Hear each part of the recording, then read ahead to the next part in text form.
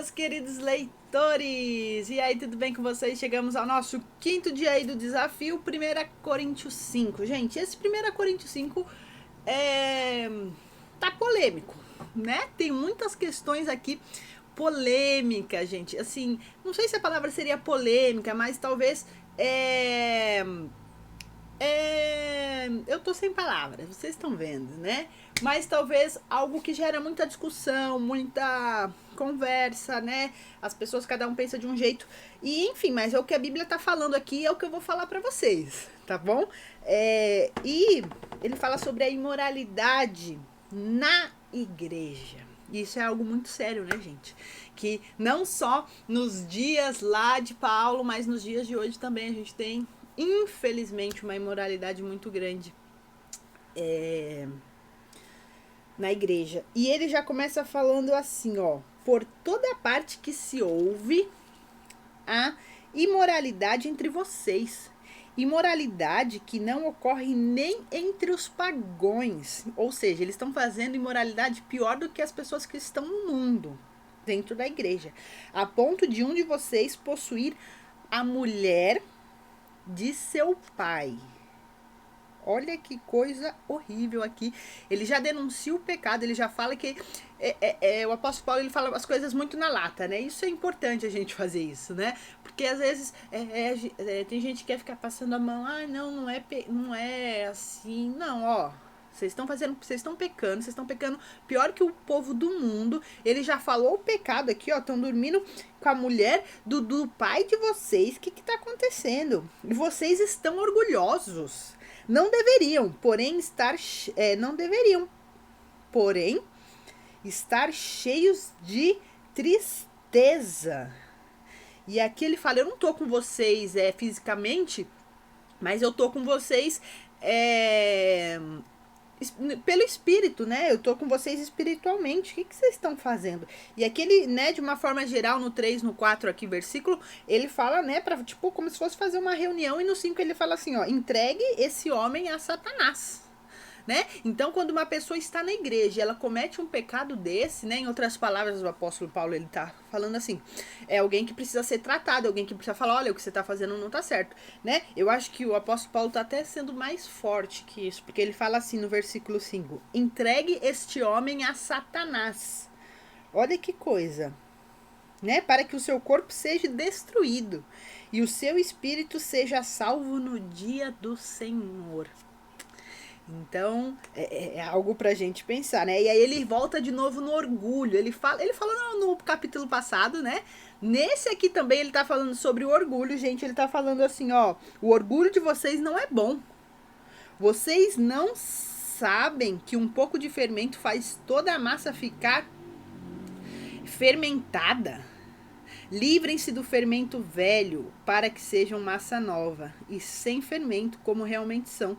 Pois Cristo, nosso Cordeiro Pascual, foi crucificado. Por isso celebramos a festa, não com fermento velho, nem com fermento da maldade, da perversidade, mas com os pães sem fermentos. Os pães da sinceridade da verdade, né? Isso que ele tá falando, ele usa o fermento aqui, né, como símbolo de uma, né, assim, uma influência, né, a questão do pecado, né?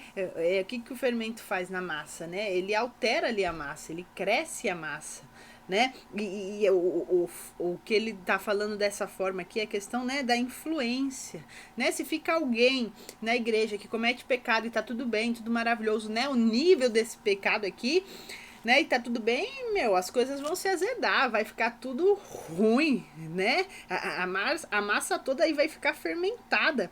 E ele fala que a gente tem que ter o pão sem fermento, os pães da sinceridade e da verdade, é algo pra gente refletir.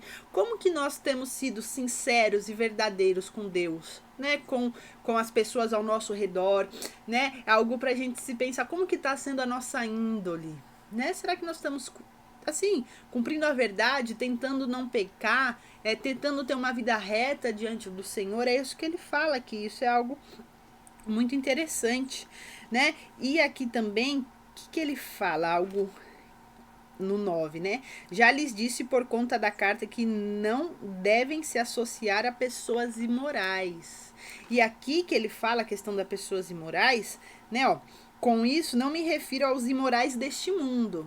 Não são as pessoas que não estão na igreja, as pessoas do mundo, né?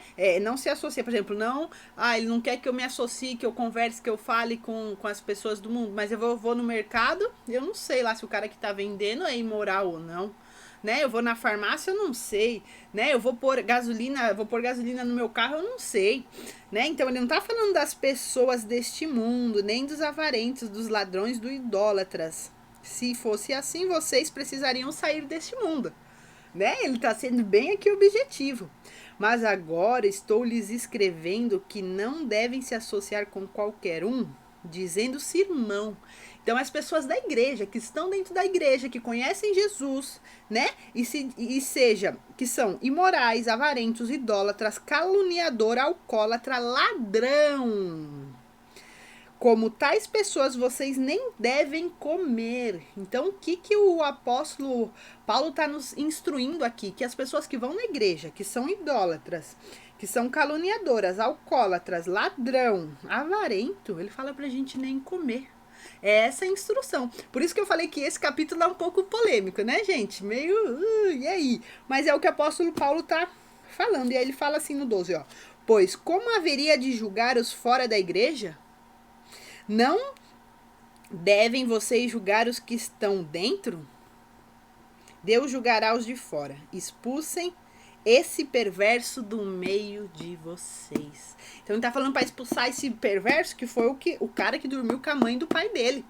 Para expulsar, né? Então, lógico que a igreja tem que ter amor, lógico que a igreja tem, né? Deus tem amor, tem misericórdia, né? Mas existem algumas coisas que precisam o quê? De disciplina, que precisam, né? O pecado, isso é algo muito interessante que a gente precisa saber. Deus nos perdoa, né? Todo pecado tem perdão, porém tem consequência. É algo que a gente precisa deixar muito claro na nossa mente. Todo pecado tem perdão, tirando, né, a blasfêmia contra o Espírito Santo, que eu lembrei agora, né? Porém, todo pecado, ele tem uma consequência. Deus nos perdoa? Yes, nos perdoa.